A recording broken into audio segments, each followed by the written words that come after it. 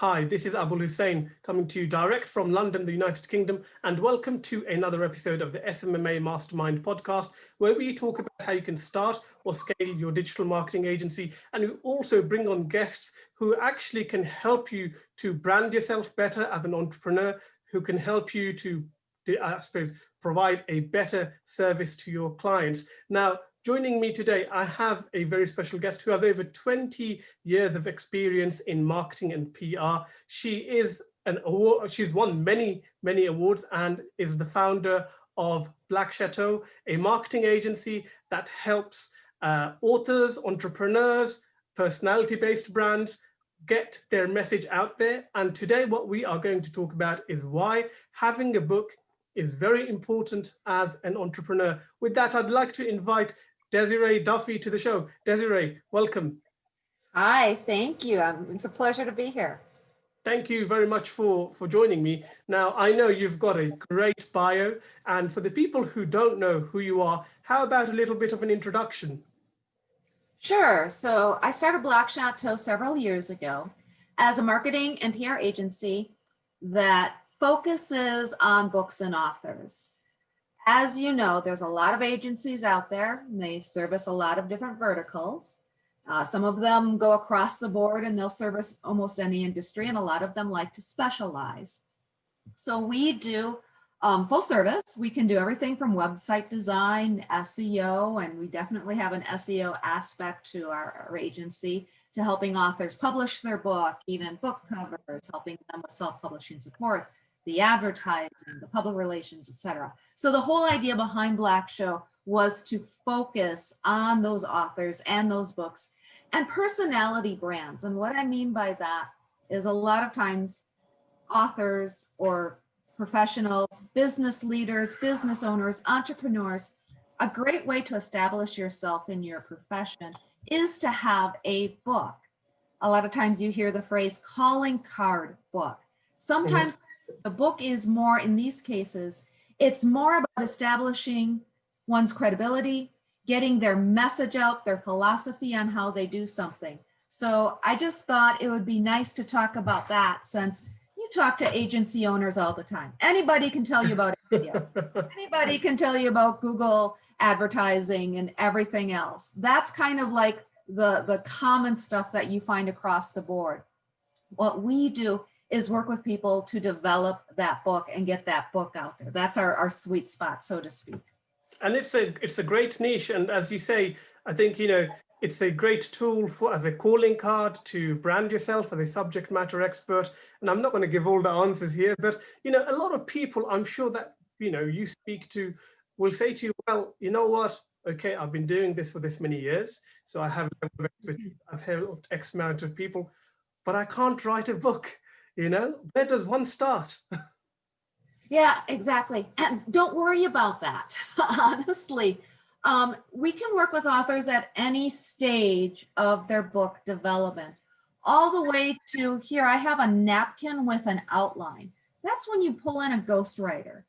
And if you do have some writing chops, maybe you have a blog, or you've been journaling, or you've been putting together your philosophies on your company, and you can put together a rough draft. Or maybe you really want to, you have an outline and you're going to do your chapters and you know exactly what you're going to do. And so you write it out. No matter what stage, the thing to remember is there somebody there that can help you? And this is something that I think a lot of authors and writers struggle with a little bit.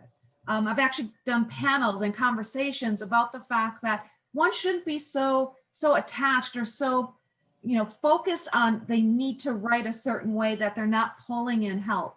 Just like we as business leaders and entrepreneurs and business owners, we bring in the right people to get certain aspects of the job done. That's the same thing in writing a book.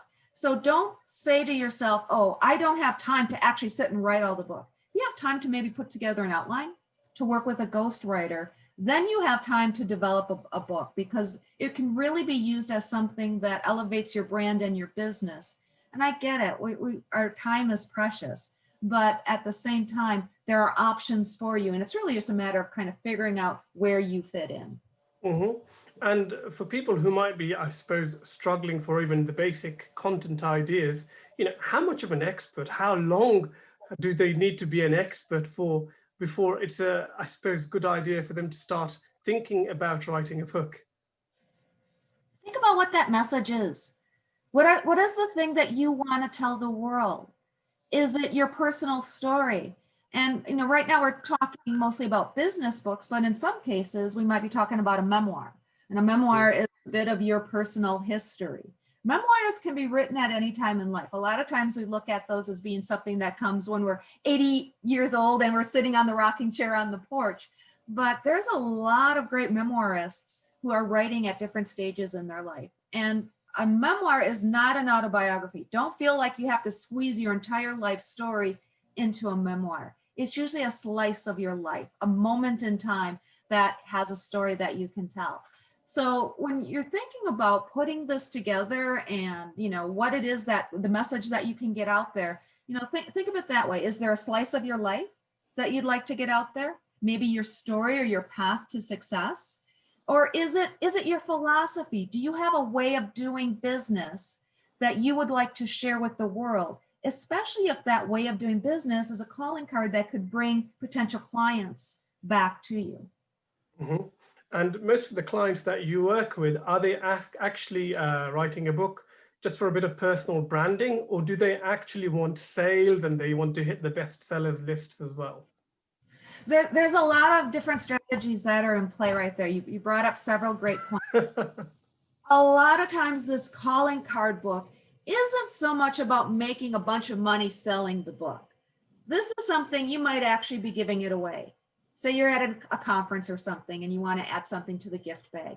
Maybe it's something that you want to give to a client upon meeting them. I know realtors, for example, who take their book with them. Every time they meet with somebody to look at a house, they hand them a copy of that book. Same thing with financial advisors. And, there's other professions where if you think about it, that book is literally like your calling card. You might hand that person a business card, but if they're a client you really want to impress, imagine them being handed a book. That establishes your clout, your credibility, and it also gives us something to pitch in the world of PR. If we're pitching somebody to be on a show to talk about a subject, being able to say, hey, this person wrote the book, 10 Ways to Lose 10 Pounds in 10 Weeks. That's the pitch for them to be in this interview right there. So think about how it can be used to elevate your brand and a little bit less on making money on the sales of the book. I'm not saying that you couldn't make money. We also have strategies that are in place to drive a book to a bestsellers list, because nothing sounds better than to say #1 best-selling author of XYZ book. That again helps establish your branding and your credibility. Right. Okay. So I'm guessing kind of you work with entrepreneurs from both sides of the spectrum, those who want to be a famous author, as well as those who are kind of looking for a calling card. So I suppose when someone has an idea that they want to write a book, what's the first thing that they actually need to do? So start taking notes. Put together, whether it's a chapter outlines, put together your notes and your ideas of what that book is going to be. Do a little bit of research as well. There's different word counts, there's different formats and things that you want to do. Here's the good news. If you write a nonfiction book, again, a business book, how to do, how to do SEO that's going to, optimize your website. So if that's what you're doing, that's your hook, that's your idea, you just have to put together a book proposal and write about 3 chapters, maybe 2 chapters. And then you can actually take that book idea, that proposal out to get an agent who then can get you a publisher. So the nice thing about nonfiction books is you need an idea and you only have to write a few chapters and then do your chapter outlines. Now, I'm not saying that those book proposals are easy to do, but it's not like you have to write a 60,000 word book to start off with. On the other side, on the fiction side, so if somebody wants to do fiction, and I know memoirs aren't fiction, but they kind of fall into that category too. That's when you have to write the entire book. And then you try to get an agent, and then they try to get a publisher. So that's a much bigger time and effort commitment. If you're in the nonfiction world and you got a great idea for a book, you can potentially pitch and get that book picked up by an agent and therefore a publisher without actually writing it. Right. And the clients that you work with, are they primarily seeking an external publisher, or do they kind of like to self-publish and get the book on Amazon themselves? We do both kinds. I mean, there's two basic ways to publish a book, right? And you just said it, you self-publish it or you go through traditional publishing. There's some gray areas in between there. There's hybrid press, there's vanity presses, there's smaller indie press. But for the most part, those are the two paths. In the initial stages, your path, what you're going to need to do to build up your author platform is virtually identical. So a lot of times we work with the author because in the beginning, they need to set up their website. They need to start building up their social media platforms. They need to start building their audiences. That's something that you hear me say a lot, build your audiences, create a fan base. It's your email marketing. It's everything that you need to do to establish an author platform. And what that means to a publisher or a potential agent, they're going to look at that and they're going to see, oh, we want to sign this author's book because look at that. They've got 10,000 Instagram followers. They've got this awesome website and they're already doing their own content marketing. They're doing a monthly email, a newsletter, and they have 5,000 people signed up for that. So if you're a marketer and you kind of think like a marketer, that's what those publishers and agents are going to be looking for. They want to see your platform. They want to see that you have a following and that you have numbers because that's going to help them sell books. Here's the other thing. If you go down the self-publishing path, that audience, that platform is going to help you as a self-published author sell books. Either way, it's very similar. And then in a lot of cases, authors, they have their heart set on being traditionally published. We can help them. We're not a publisher. We are not an agent, but sometimes we'll help with a book proposal and help pitching it and getting it out there. If they decide to go the self-publishing angle, we can help with that too. We do self-publishing support.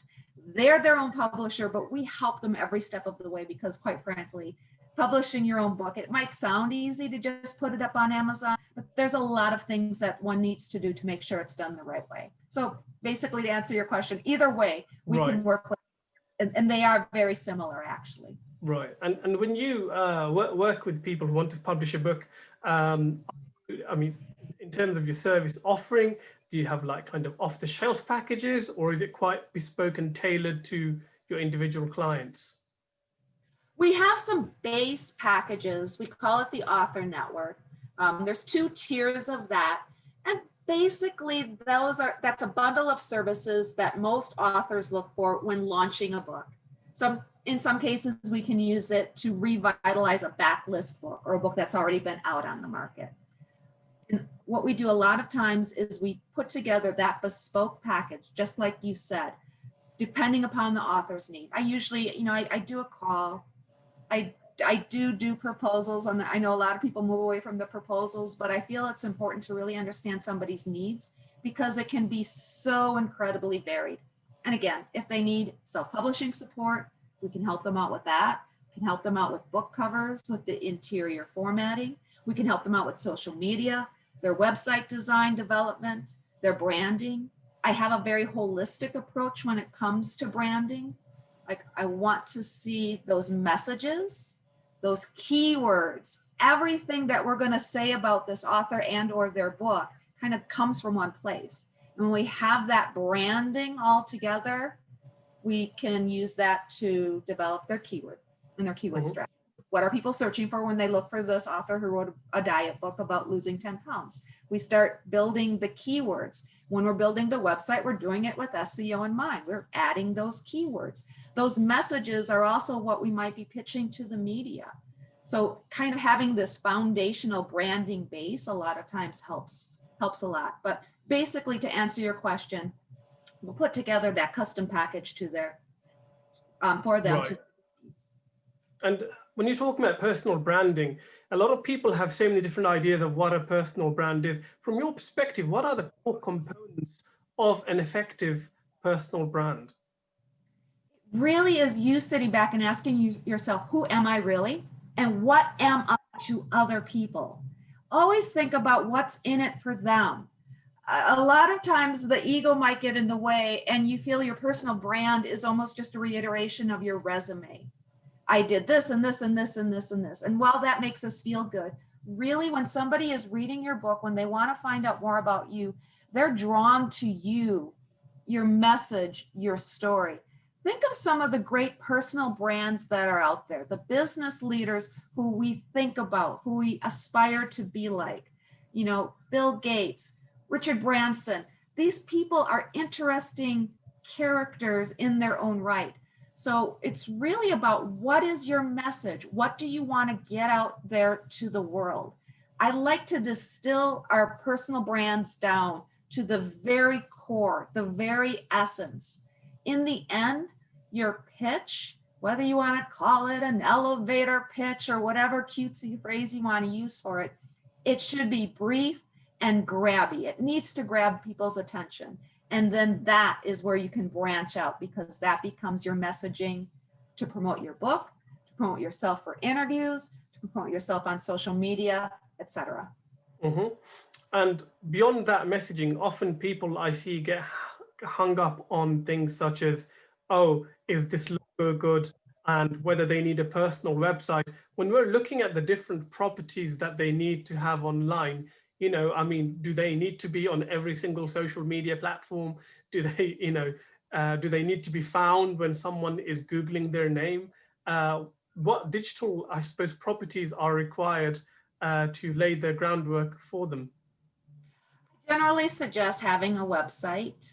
I suggest that even for anybody who's not an author. The nice thing about having your own website is it's yours. You control it. It's not like, oh, we have a Facebook page that kind of tells our story. That's great until Facebook decides to change the way they do business. You're attached then to them.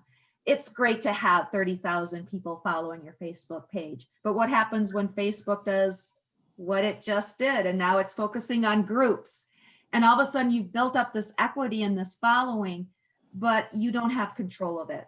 The nice thing about a website, it's yours. You can use social media, online advertising, all of those things that are out there is just a path to your website where your message lives. And when it comes to SEO, I think I'm probably preaching to the choir, but when somebody's Googling you, maybe it's that person that's about ready to decide whether they're going to invite you on their show to do an interview with you. Or it's that person who just heard about your book, but they want to learn more before they buy the book. Think of all those users' experiences. And yes, when they Google you, those results matter. You want that side pane, that knowledge pane. That's like the gold standard, right? You want that blue check mark and all of those cool things. So I do think a website and SEO and all of that really, really do still matter to authors. And to go back to your original question about, should you be on all of these different platforms? I generally suggest to be on 2. 2 is just an arbitrary number. If you really want to be on 3, do it. But for each social platform, be committed to making sure it represents your branding. Because the one thing that we hate seeing, that I hate seeing, is when a social media platform is naked. Maybe somebody set it up and they forgot to put their avatar picture, or it's an old headshot, or it's an old bio. And maybe you only got 200 followers on your Instagram. Well, now that show, you know, I just called the Today Show and pitched you, and they're going to see if they're going to do that interview. And then they find this Instagram account that hasn't been touched in 2 months and it has 200 people. It doesn't make you look good. Rock out a couple of social media platforms that make the most sense for your target audience and knock those out of the ballpark, and then make sure that your branding, the look and feel, whether it's your headshot, your logo, your color palette, any kind of imagery that you use is consistent on all of your social media platforms as well. Right, okay, that's some great practical tips right there. Now, you touched upon building an audience, and I think that is important for whatever you're doing, whether you're selling something, you're selling a book, or you're kind of putting yourself out there. For the people who might be just starting from zero, who have 0 followers apart from their mum and their gran. How can they start building an audience? Oh, that's the best time to start building an audience because it doesn't get quite so cluttered then. What I mean by building audiences, so say you have a book coming out and it's your diet book. Let's just use that as an example. One of the things that Facebook and a lot of social media platforms, advertising platforms, and let's face it, Facebook, Instagram, Twitter, they're all advertising platforms underneath it all, is they allow you to literally go in and create audiences. I'm just going to use Facebook as an example because it's the most robust. And if you're on Facebook, you can do your advertising on Instagram as well. They're owned by the same people. I don't think that's a big secret, but you can go in and search for people that might be interested in losing weight. You can search their interests. You can create an audience based on whether their gender, whether they're male or they're female, their location. Say you have a diet clinic that's opening up in Dallas, Texas, and you want people to come into your location. Well, then you're doing geo-targeting, and Facebook allows you to do all of that. Again, Google, all of the platforms have very similar functionality. And then the other thing that I suggest that you do as you're building up your audiences, it ties into your email marketing too. The one reason that email marketing is still a great idea is, again, you have that list. So if you're doing different events and you're building up your email list, maybe you're doing contests to build up your email list. You know, say you go to an event, you have a few hundred people that signed up for it. And it was for a lifestyle, for learning, different aspects of diet and exercise. This is your target demographic. This list of 500 email addresses is the perfect list for you. Well, then you can upload that into Facebook and a lot of other platforms and create what's called a custom audience. And even from there, you can further go on and create lookalike audiences. So you're taking this idea of who your perfect audience is, and you're building audiences so that you can create, and I don't want to go into the big long thing about funnels and all of that, because that's where it's going. Most marketers get that. But it starts with thinking about who your audience is. Who are you targeting, and figuring out the different ways to do it in all the different platforms. And you've given a great paid strategy there. Now, one of the questions that I see being asked online quite often by people who are trying to, I suppose, build an audience is it more effective to build an audience organically versus kind of running ads, getting them to a list? In the long run, where do you get better engagement? Yeah, a multi-pronged strategy is usually the best one there. And every author is a little bit different, and that's where a lot of times the custom or the bespoke strategies come into play. It's a little bit easier if we're doing an author and they write mystery books, right? Because mystery is such a big genre and it's easy to figure out what that target audience is. In the case of somebody who has something that's a little bit more niche, that can actually be to your advantage. Because if your book is about the pros and cons of underwater welding, well, now you have the ability to create very succinct and targeted lists. So there's going to be different strategies no matter where you are. And ultimately, you're going to be doing some split testing or some A/B testing. Maybe you're doing a contest and you're giving away a book that's similar to yours with the idea that you're building a target audience that's similar to the book that you're going to write. If your book is a diet book, maybe you're giving away another popular book so that you can create this audience for them. Contesting is a great way to build audiences. Creating some kind of a lead magnet is another thing. So maybe you do a quick white paper or tips or recipes for people to download. And with the idea that if they download this, they're looking for healthy recipes, and then they might buy your book. So I would incorporate all of those strategies because both earned and paid media can really, really help when you're building your audiences. Awesome. That's absolutely awesome. And you've given quite a few very practical tips. Unfortunately, we're near the end of the show. Now, for the people who are watching this and they've been inspired to write a book, or they've been thinking to write a book, but they're not quite sure where to get started, where's the best place for them to reach out to you? Oh, that's easy. Well, the website is blackchateauenterprises.com. So that's our agency face, and you can reach out to me there. My email address, you can spell my name, Desiree, and then at blackchateauenterprises.com. Plus there's a contact form on the website. I'm on Facebook, Twitter. I'm probably on Twitter a little too much. And then we're on Instagram as well. So that's probably the best way to reach me. Awesome. On that note, Desireé Duffy, thank you very much for your time. Oh, thank you for having me. This has been my pleasure. Thank you.